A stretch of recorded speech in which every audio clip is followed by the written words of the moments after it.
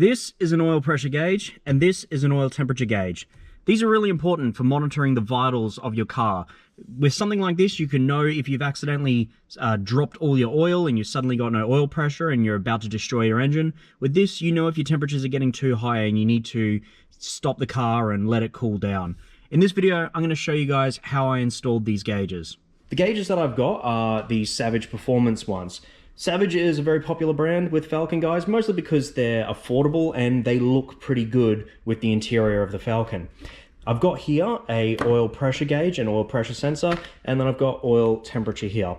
As you can see, I've also got this little Raceworks kit, and this is to relocate the oil pressure sensor so that way it's not mounted against the engine and getting all that vibrating, and hopefully that will make it last a bit longer.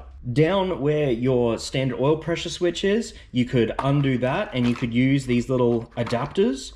You can see there's a part number there for anybody who wants that.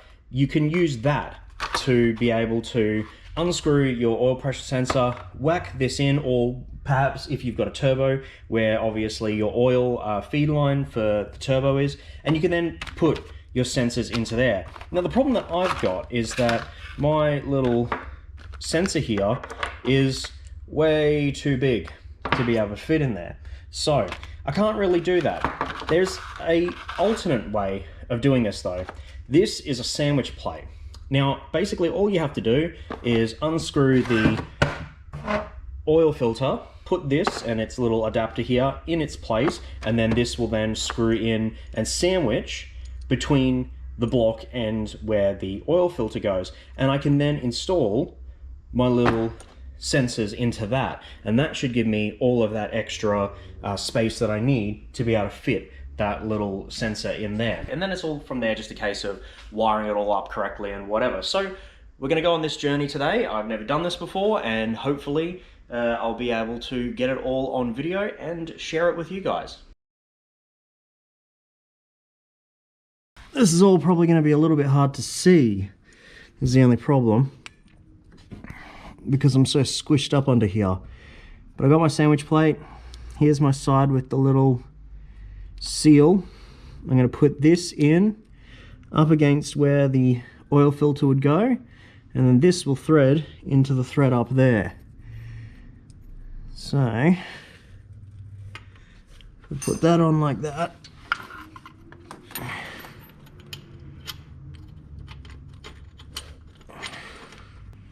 There we go, and that spins on. All right, and then I just have to position the sensors in the direction I want. All right, with the sandwich plate on, now I'm going to throw the new oil filter on. Now that just screws on there whenever I find the thread. There it is.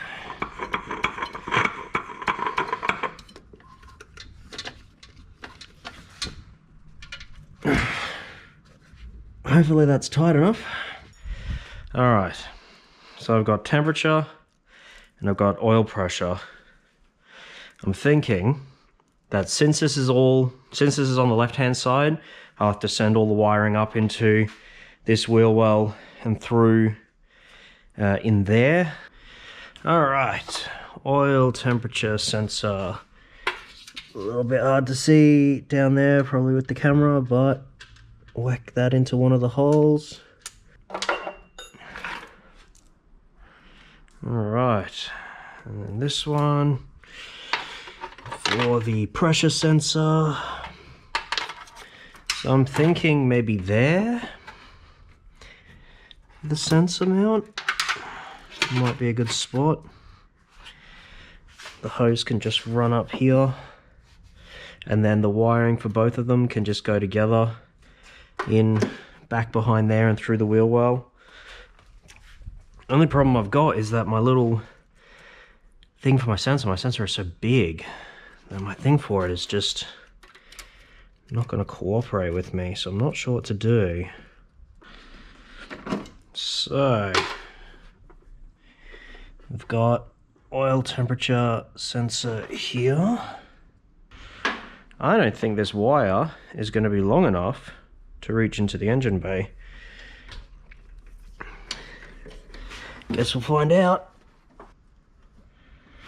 Not sure how I really feel about the wiring just being kind of screw in like that, bare the wires, the actual core, and then screw it in, but that might be completely normal for all I know.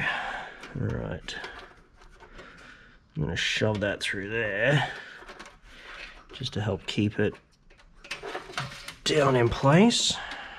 Oh, cool, I didn't record any of that. So I've run the wires down in here where the rest of the loom is, and then I've punched a small hole in the boot, so that way I can then run these inside with the rest of the wiring, and they'll be nice and neat and protected from the elements. There we go. And now I just put the mud guard back in here, and it's all nice and safe and tucked away. As you can see, my wires here are not long enough to actually make their way all the way up to there where the gauges will be, and especially not if I actually tuck them in properly where they, you know, won't be just hanging out, getting in the way. So what I'm going to do is I'm going to obviously have to extend these, and they're going to come up inside here and then follow wiring that's already behind the dash just here. I'll drop this part of the glove box down and then have them come through here into the side where I've already got, as you can see, these USBs that I've tapped into the cigarette lighter. It'll come through here, this panel here, and then up behind the ICC to there where it needs to go. All I got to do right now is get that out. All right, it's taken a minute, but I've now got the plug for the temp sensor and the pressure up here. Now, obviously, we need actual power for the gauges. There needs to be a way for it to know when the car is turned on, the ignition. There needs to be power for them, and then power for the illumination. So, we've got a plug here, plugged into the bottom of it. Ugh. And on that plug, we've got all our wires for all of that. Great thing about these Savage gauges, and a few brands do this, is that you can daisy chain them.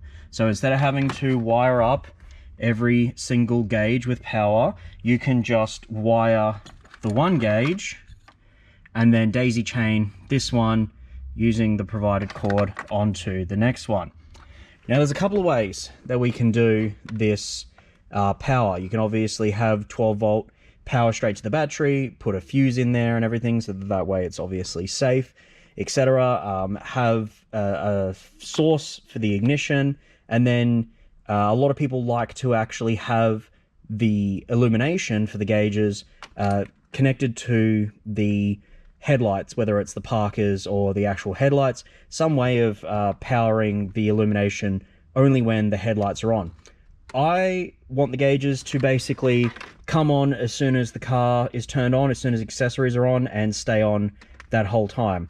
And whenever I turn the key off, then they'll turn off again. I want them to illuminate the whole time as well. I don't want them having an on-off for illumination. I want the illumination always on. So all I'm going to do is wire all of it to my cigarette lighter. This is actually my cigarette lighter wiring, and currently this is wired up to this USB down here. I'm just going to add the gauges onto this. So I'm going to fix this wiring up, make it a little bit cleaner and nicer, and basically just add all of them together and then run that power up to where the gauges are, and then daisy chain onto the next gauge, and all done, easy peasy.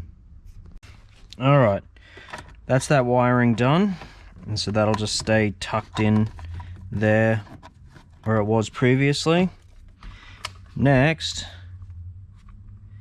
it's time to put gauges in. Now this one is the oil temp, and this one's the oil pressure. I'm not going to stick them in or anything just yet. This is only temporary, so that I can actually make sure everything's working and then get them nice and straight and adjust them as needed. I would say if I were to do this again, I would have gotten some slightly larger heat shrink wrap so that I could put these together better.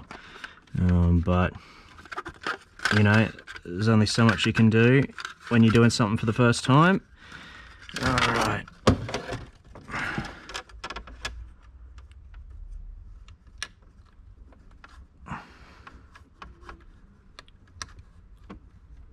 It seems that did plug in. Good. Alright. There's my power. There it is. Send that up through as well. And so there's... No, that's not power. That's the other sensor. There's the power. Alright. So here's the... I keep knocking the GoPro. Sorry about that, guys. If this gets included. Alright. Those ones are plugged in, and now I just need to move this around here. I've got the other power. Where did my sensor go? There it is. And the oil pressure sensor. Feed those through. And so then there's some power and the oil pressure sensor. I'm going to push that back in.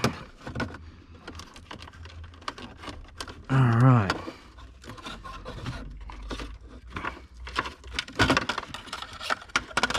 Get all this back up out of the way. Now, I need to get the ICC and put the ICC back in. And there we go. Clicks in. Plug it all back in at the top here.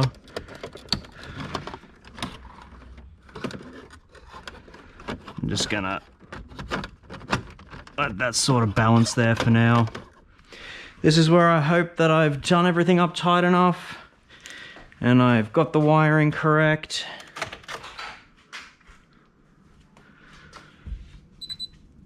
Well, let's see.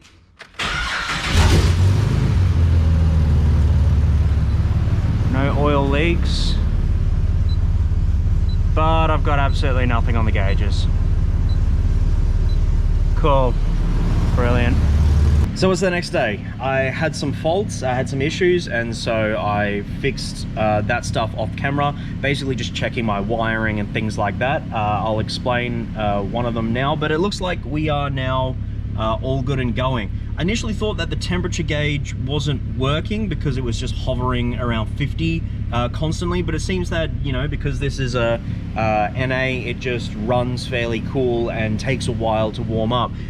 Sitting here, I've watched it slowly creep up to 70, and I went for a little bit of a drive up and down the street and just to try and warm the car up, and the temperature has slowly crept up. So it looks like that one is working as well. As you can see, oil pressure is also working. If I give it a little bit of revs, oil pressure will bounce up and down depending on the oil pressure of the car. So there we go. Got them in and working now, and obviously all of this is still needing to be put back together, but I just wanted to make sure everything was up and running before I went ahead and used the double-sided tape to stick them in and put all of my trim back in and cleaned everything up. So from here, I'll be putting all that stuff back together, and I also need to change the colors here because obviously I want that a nice blue to match the rest of the car's interior blue, because XR blue. And so basically, yeah, this is it. I'm gonna do some of that cleanup stuff, and then we'll see how we go after that. And this is our final result.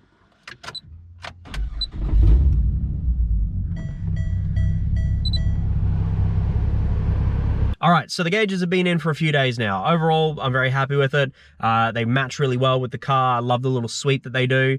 There's definitely a couple of accuracy issues, but that's kind of to be expected with gauges that are this affordable. Obviously, I haven't spent thousands of dollars like some guys I know running high horsepower builds.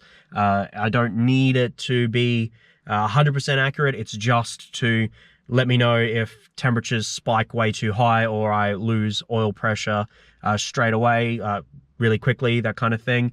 But yeah, I've noticed a couple of little things, like the temperature gauge definitely takes a lot longer than it should to register the temperature kind of actually getting up to, you know, being warm operating temperatures, and the oil pressure seems to bounce around a little bit weirdly. I'll go for a drive, let's say, you know, to get groceries, and it'll be showing about what I'd be expecting, about 100 psi, something like that. And then, you know, I might go in for 5 minutes, come back out, and it'll just show that same trip. It'll be registering 20 psi lower the whole time. The same little variations up and down, like the variations up and down will be the same amount as I'm, you know, on and off the throttle, the car's doing whatever it's doing. But for some reason, the pressure will just show much lower or much higher, seemingly at random, you know, from one drive to the next. So that's a little bit annoying, but overall, I think I can at least trust it to let me know if there's no oil pressure all of a sudden, and really give me that beeping warning in the alert that makes sure that I stop the car immediately. So that's good. That was the aim at the end of the day. Overall, guys, thank you if you've watched this far through the video. I know that this one wasn't super informative. It was a little bit loose. The framing was a bit off because I had the camera mounted to my head the whole time, and I got to get used to filming like that. But hopefully there'll be some more instructional videos and some good stuff coming up in the next couple of weeks. And thank you very much for watching, and I'll see you in the next one.